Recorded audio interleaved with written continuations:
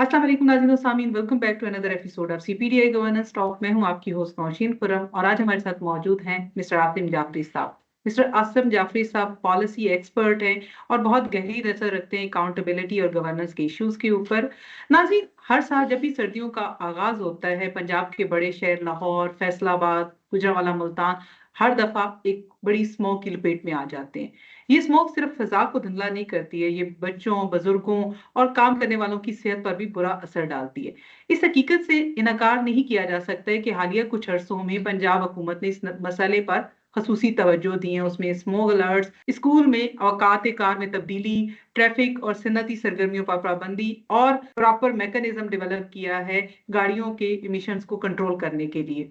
लेकिन ये और उसके साथ ही जो एक हालिया कुछ अरसे में हमें नजर आया, वो आया था एंटी स्मोक गन्स की तनसीब। ये सारे इकदाम इस बात की निशानदही करते हैं कि हुकूमत इस बहरान को नजरअंदाज नहीं कर रही। लेकिन असल सवाल ये है कि क्या ये इकदाम वाकई मसाइल की बुनियादी वजूहात को हल कर रहे हैं, या हम दोबारा से कैसे बहरान की तरफ जा रहे हैं कि जहां ना सिर्फ स्मोक का मसला वहीं पे खड़ा रहे, बल्कि उसके साथ साथ ही फाइनेंशियल बर्डन भी वो भी गवर्नमेंट के ऊपर मजीद बढ़ जाता है। तो इसी सिलसिले में हम तफसील से बात करेंगे आसिम जाफरी साहब के साथ। आसिम साहब, welcome back in our this episode. कैसे हैं आप? Thank you. I'm good. Asim साहब, सबसे पहले तो हम इसी बात से अपनी गुफ्तगू का आगाज करते हैं कि इस दफा पंजाब हुकूमत काफी सीरियस रही है, कुछ इनिशिएटिव्स भी लिए उसने, जिनमें से एक जो है वो एंटी स्मोक गन्स की तनसीब भी है। लेकिन आपको लगता है कि ये कितना मौसर इकदाम है और क्या वाकई इससे स्मोक में कोई कमी भी आई है? Bismillahirrahmanirrahim. Nausheen, thank you so much for inviting us for this forum. Um, जो पंजाब का एंटी स्मोक गन्स का पर्सपेक्टिव है वो कुछ हम इस तरह से देखते हैं कि ये मोर टुवर्ड्स पॉलिसी सिंबलिज्म है rather than solving the health problem of the citizens. अब ये जो एंटी स्मोक गन्स हैं फैक्चुअली ये कैपिटल इन्वेस्टमेंट है स्टेट की, और इस तरह से है कि ये ज़्यादा नज़र आती है, विज़िबल है, और इसके विज़िबल होने के साथ it's a just output level पे एक इंटरवेंशन है। इसका कोई रिलेशनशिप एज़ सच एक्सपर्ट्स की ओपिनियन के मुताबिक आउटकम्स में नहीं है। यानी इसको इस तरह से भी समझा जा सकता है कि ये एक ऐसा मैयर है कि आपने फॉर द टाइम बीइंग इसको इंट्रोड्यूस करवाया, और इसके रिजल्ट्स जो हैं वो फॉर द टाइम बीइंग हासिल करने के साथ इसको आपने देखा कि इसका लॉन्ग टर्म फ्यूचर किसी तरह से भी इंश्योर करने की तरफ कंट्रीब्यूट करता है कि नहीं करता, तो ऐसा तस्वीर में नहीं है। अब फॉर इंस्टेंस ये कैपिटल इन्वेस्टमेंट है और काफ़ी पैसों से बनती है। आम आदमी के लिए ये समझना कि इसकी मदद से किस तरीके से वो जो पीएम 2.5 जो कि रियल किलर है फॉर द ह्यूमन, उसको सॉल्व कर सकती है, तो ऐसा नहीं है। इसकी जो ऑपरेशनल कॉस्ट है, मेंटेनेंस कॉस्ट है, तो ये कहीं नंबर काफ़ी ऊपर जाते हैं। सिर्फ अगर हम 1 डेकेड को एनालाइज करके देख लें कि चाइना और इंडिया के अंदर भी ये एक्सपीरियंस किया गया। ये एक्सपीरियंस करने के बाद जो दोनों कंट्रीज की कॉमन फाइंडिंग है कि PM10 जो कि डस्ट है, उसको तो कोई खातिर ख्वाह कुछ घंटों के लिए तो रोकने में कामयाब है। लेकिन क्या इतना बड़ा टैंक जो 22,000 लीटर पानी भर के फेंकना है, जो 200 मीटर तक के रकबे को सिर्फ क्लीन करने में कुछ कंट्रीब्यूट कर सकता है, क्या ये इफेक्टिव मेजर है? ये एक सवालिया निशान है। दूसरा सवालिया निशान ये है कि इतनी कैपिटल इन्वेस्टमेंट के बाद क्या हम वो रिजल्ट जो डिजायर्ड हैं, जो कि PM 2.5 को किल करना है, उसके लेवल को नीचे और उसकी कंसंट्रेशन को नीचे लेके आना है, क्या वो ला पाएंगे, जो कि असल में डिजीज बर्डन का बाइस बनता है? तो ऐसा नहीं है। अब यहाँ पर जो एक बुनियादी सवाल उठता है वो ये है कि जब इन ममालिक ने ये तजर्बे किए और उसकी रोशनी में उनको ये लेसन लर्न आए, तो हमारा यहाँ कैसी एडवाइजरी है कि उनसे सबक सीखने के साथ हम अपने लिए कुछ और नया बेहतर कर सकते हैं। हमने उसी तजर्बे को दोबारा रिपीट किया। अब वो जो रिपीट कर रहे हैं उसमें कैपिटल इन्वेस्टमेंट भी इन्वॉल्व है, बजटरी एलोकेशंस भी इन्वॉल्व हैं, और अगेन वाटर्स की स्कैर्सिटी जो है वो एग्जिस्ट करती है लाहौर रीजन में स्पेशली, ट्रू। वो पूरे पंजाब भर में भी है। तो उसको हम ओवरकम कैसे कर पाएंगे जब हम इतने थाउजेंड्स ऑफ गैलन वाटर जो है वो जस्ट थ्रो कर रहे होंगे? ये एक टेक्निकल एतबार से सवाल या निशान बनता है। इसके साथ साथ जो असल प्रॉब्लम है पीएम 2.5, गवर्नमेंट की प्रायोरिटी में कहीं पे ये नजर आता है कि इसकी जो केमिकल कंपोजिशन है, क्या उसके ऊपर कोई एनालिसिस एग्जिस्ट करते हैं जो ये बता सके कि इसकी कंपोजिशन में ABC sector, for instance steel की कंट्रीब्यूशन कितनी है, ब्रिकलेंस की कितनी है, सीमेंट इंडस्ट्री की कितनी है, एंड अदर इंडस्ट्रियल एरियाज में कौन कौन कंट्रीब्यूट कितने परसेंटेज में करता है, और उसके मुताबिक उसकी स्ट्रैटेजी के मुताबिक उसको एड्रेस करने की कोशिश की जा सके। ये एक ऐसा मैयर है पॉलिसी का जो कि ब्लाइंड है विद एविडेंस।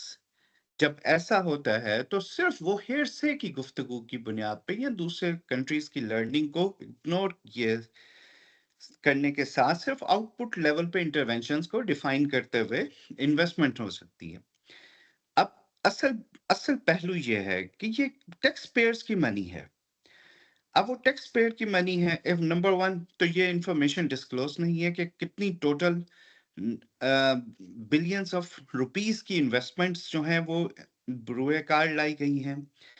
यहाँ पर सवालिया निशान ये है, फाइनेंशियल अकाउंटेबिलिटी कैसे होगी? अगर ये मैयर अच्छा। फेल हो जाता है तो उसकी अच्छा। फाइनेंशियल अकाउंटेबिलिटी कैसे होगी?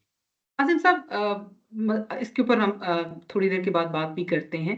लेकिन उससे पहले एक चीज मैं जानना चाहूंगी कि जब इस तरह की कैपिटल इन्वेस्टमेंट गवर्नमेंट करती है, तभी आपने बात की कि ये वो एक्सपेरिमेंट है जो चाइना और इंडिया कर चुका है पहले से, उनके कुछ लेसन लर्न भी हैं। और वो ज़ाहिर है हमारी नेबरिंग कंट्रीज हैं, दोनों ही इस तरह के, चाइना ने तो ज़ाहिर है ओवरकम किया इस चैलेंज को, लेकिन इंडिया अभी भी इस तरह के चैलेंज को फेस कर रहा है। वहां पे भी स्मोक का इशू सीजन के साथ ही स्टार्ट हो जाता है। तो जब पाकिस्तान अपनी पॉलिसीज बनाता है, या पंजाब ने अपनी पॉलिसीज बनाई और इतनी बड़ी कैपिटल इन्वेस्टमेंट की है इस प्रोजेक्ट के ऊपर, तो have they considered the lesson learn from these countries as well? अच्छा, ऐसा नहीं है, उन्होंने कोई लेसन लर्न नहीं किया।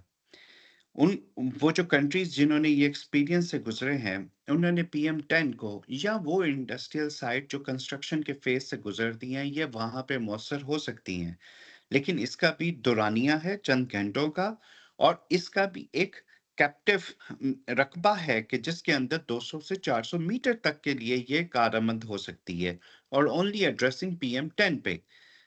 हमें जो चैलेंज है वो पीएम 2.5 है, जिसकी केमिकल कंपोजिशन से ही हम ये अदराक रख सकेंगे कि हमारी मेजरमेंट्स जो है पॉलिसी की लेवल पे वो क्या हो सकती हैं पॉसिबली। हमें हमारी जो पॉलिसीज हैं वो ब्लाइंड हैं इस टर्म पे। अब जब ब्लाइंड होंगी तो फिर हम उन लेसन लर्न को इग्नोर करते हुए अपने रिसोर्स एलोकेशंस को ज्यादा बढ़ाते हुए इस तरह की इंटरवेंशंस करते हैं जो सिर्फ आउटपुट लेवल पे तो नजर आती, क्योंकि ये पॉलिसी सिंबलिज्म है, लोगों को नजर आती है, विजुअली हम काम करते हुए नजर आते हैं। कितने मौसर हैं, इफेक्टिवनेस क्या है, थर्ड पार्टी रिव्यू करके ये बताएगी नहीं, क्योंकि ये प्रोजेक्ट लेवल पे इंटरवेंशंस हैं। इसका सिर्फ आउटपुट लेवल पे ही सिर्फ ताल्लुक है, उसका आउटकम लेवल पे कोई मेजरमेंट्स नहीं है जिससे कि हम असेस कर सकें। इसीलिए तो ये सवाल उठता है कि फाइनेंशियल अकाउंटेबिलिटी कैसे होगी? इतने पैसे लगाने के बाद जो टैक्स पेयर के उसकी जो रेट ऑफ रिटर्न है वो कैसे डिटरमिन किया जाएगा? फिर अगेन अगर ये लोन के एस्पेक्ट में ली गई है फाइनेंसेस और रिसोर्सेज आए हैं, तो उसकी जो रीपेमेंट स्केड्यूल है उसके अंदर क्या वो फेलियर ऑफ द पॉलिसी जो है वो किस तरह से उसको आंसरेबल होगी? ये सवालिया निशान आते हैं। अच्छा, अभी इसकी जो फाइनेंशियल अकाउंटेबिलिटी उसके ऊपर सवाल आएगा, तो क्या जब गवर्नमेंट इस तरह की इनिशिएटिव लेती है तो उसका कोई डाटा पब्लिश भी होता है ऑन, या करना चाहिए गवर्नमेंट को कि उन्होंने अगर ये कोई इस तरह का इतनी बड़ी इन्वेस्टमेंट की है तो उसके क्या इन्होंने मॉनिटरिंग मैकेनिज्म रखे हैं, या उससे किस हद तक वो जो उनका इनिशिएटिव था वो इफेक्टिव रहा है? क्या ऐसा कोई आपको कहीं पे नजर आता है, या कोई इस तरह की रिपोर्ट हमें नजर आएगी after the end of this year इतनी बड़ी कैपिटल इन्वेस्टमेंट के अगेंस्ट, या होनी चाहिए? या इवन जब आप काम करें फेयर फाइनेंस पाकिस्तान के साथ काम करते हैं और आप जाहिर है फाइनेंशियल इंस्टीट्यूशन की अकाउंटेबिलिटी की बात करते हैं, तो क्या मैकेनिज्म होना चाहिए, क्या इनिशिएटिव होने चाहिए गवर्नमेंट लेवल के ऊपर to make the all this initiative very very clear and transparent to the public? First, इसका स्टेप ये होना चाहिए कि एविडेंस बेस्ड पॉलिसी इंटरवेंशंस होनी चाहिए। हमारा इशू पीएम 2.5 है। पीएम 2.5 की कंसंट्रेशन में केमिकल कंपोजिशन कहाँ है, वो जब एविडेंस प्रोवाइड करे तो उसकी बेस पे हमें स्ट्रेटजाइज करना है किस किस इंडस्ट्रीज के लिए हमें क्या प्लान लेकर आना है, उसके मुताबिक उसका सॉल्यूशंस देखना है। आप सिर्फ पॉलिटिकली, वी अंडरस्टैंड कि गवर्नमेंट के पास टाइम शॉर्ट है, उसे ज़्यादा हाई विजिबिलिटी चाहिए और इशू जो है बहुत ज़्यादा हैं, लेकिन अगर सही ट्रैक पे, अगर कंक्रीट स्टेप्स की तरफ बढ़ा जाए तो हमें ये आसानी से स्टेप 1 से 10 तक के अगर स्टेप्स हैं तो सॉल्यूशंस की तरफ हमारी जो लर्निंग है और प्रोग्रेस है वो हमें सक्सेस में कन्वर्ट होते हुए नजर आती है कि हम उस इशू को सॉल्व करने की तरफ बेस्ड ऑन लर्निंग्स अगला स्टेप उठा रहे होते हैं। लेकिन एकदम कैपिटल इन्वेस्टमेंट्स ना कर देने से नतीजा ये निकलता है कि आपकी हाई विजिबिलिटी तो होती है। जैसे पैगाम देखें सोशलाइज कैसे कर रहे हैं ये पॉलिसी, एक पहली टॉक में भी मैंने जिक्र किया था। स्मोक में आपका मुहाफिज, हमें हमें इस तरह के मैसेजेस, ये आई डोंट नो कैसे ये डिफाइन करते हैं, लेकिन ये मैसेजेस आपको सोशलाइज नहीं करते, ये थ्रेटनिंग मैसेजेस हैं। अब आपको ज़रूरत है कि किस तरह से लोगों की एडेप्टेशन की तरफ जाएँ ताकि वो बेहतर तौर पर अपने आप को बचा सकें। और इसके साथ जो फाइनेंशियल अकाउंटेबिलिटी है, उसकी ट्रांसपेरेंसी होनी चाहिए।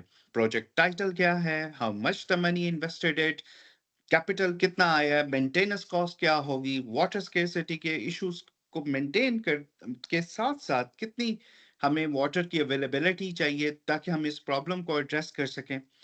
और इसकी अकाउंटेबिलिटी में वो रिसोर्सेस की रीपेमेंट स्केड्यूल क्या होगा, और इस तमाम होल साइकिल के अंदर at the end outcome level पे कितनी प्रोग्रेस, कितनी वो इंडिकेटर डिफाइन होंगे जो ये कन्वर्ट कर सकें इन्वेस्टमेंट का रेशो टुवर्ड्स इंश्योरिंग द और प्रिवेंटिंग द पब्लिक हेल्थ की जो डिजीजेस हैं, डिजीज बर्डन है, उसको कम करने में कामयाब हो सके। ये तमाम एक साइकिल है प्रोजेक्ट का जो कि बिल्कुल वाज़ेह तौर पर बयान होना चाहिए, ट्रांसपेरेंट होना चाहिए, पब्लिक डोमेन में इसकी वेबसाइट पे इंफॉर्मेशन होनी चाहिए। ये हाइड एंड सिक की पॉलिसी बेहतर नहीं है। We are living in a AI world जहां पर हमें ओपन एंड ट्रांसपेरेंट वे में अपनी इंफॉर्मेशन को शेयर करना चाहिए। बिल्कुल, thank you very much Asim साहब। बहुत डिटेल में अपनी बात की इस इशू को समझने के लिए।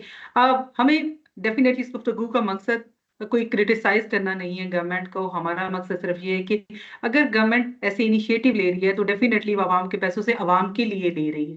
उनकी जो इफेक्टिवनेस है वो इस हद तक होनी चाहिए कि वाकई उससे जो हमारा इशू है उसको हल करने में मदद मिल सके। जब इतनी बड़ी कैपिटल इन्वेस्टमेंट हुई है तो इसका जो अकाउंटेबिलिटी मैकेनिज्म है वो भी आवाम के सामने आना चाहिए, और इससे किस हद तक रिलीफ मिला है ये सारी इंफॉर्मेशन पब्लिक होनी चाहिए।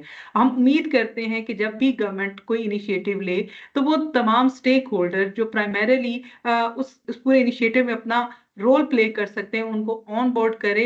और हम उम्मीद करते हैं कि गवर्नमेंट नेक्स्ट टाइम जब भी कोई इस तरह का काम करेगी, जब इस तरह की पॉलिसी या इनिशिएटिव लेगी, तो ही they will inform the public about the consequences और about the effectiveness of that issue. इसके साथ ही हमें इजाज़त दीजिए। इंशाल्लाह हम दोबारा आपके सामने हाज़िर होंगे मज़ीद ऐसे ही बहुत सारे मौज़ूआत के साथ, जहाँ पे हम दोनों तरह की बात करेंगे। जो अच्छे इनिशिएटिव्स हैं उनको एप्रिशिएट भी करते हैं, और जहाँ पे हमें लगता है कि बेहतरी की गुंजाइश मौजूद है, वहाँ हम क्रिटिसाइज़ भी करते हैं, और उस क्रिटिसाइज़ का मकसद हमेशा अपनी पॉज़िटिव राय बिल्ड करना है और लोगों को आगाह करना होता है। इजाज़त दीजिए। अल्लाह हाफ़िज़, फिर मिलेंगे।